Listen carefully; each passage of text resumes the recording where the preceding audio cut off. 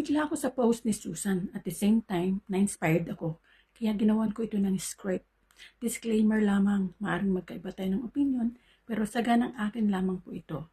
Ang topic natin ngayon ay, I was so afraid of losing you until I finally realized that from the beginning, you were never truly mine. Natakot akong mawala ka hanggang sa napagtanto kong hindi ka naman talaga naging akin.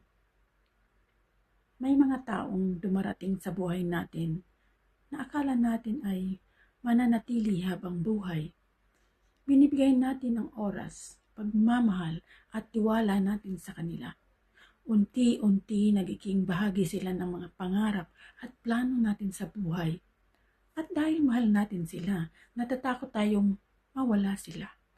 Pero minsan, ang pinakamahirap tanggapin ay hindi ang pagkawala nila, kundi ang katotohanan mula pa sa simula. Hindi naman talaga natin sila pag-aari. Hindi natin maaaring kontrolin ang damdamin ng ibang tao.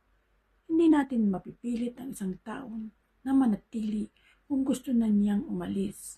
At gaano man natin kamahal ang isang tao, hindi yun garantiya na mamahalin nila tayo sa parehong paraan. Masakit ang realization na yun. Pero may kalayaan ding kasama ang pagtanggap. Kapag natanggap mo na di lahat ng taong mahal mo ay nakatakdang manatili, mas matututo kang pahalagahan ang mga sandaling meron kayo nang hindi nakakapit ng sobra.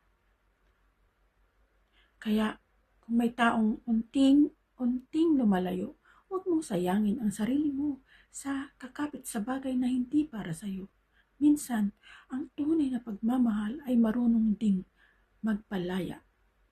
Dahil may mga taong dumadaan lang sa ating buhay, hindi para maging atin, kundi para turuan tayong magmahal, maghilom at magpatuloy. Maraming salamat po. In the springtime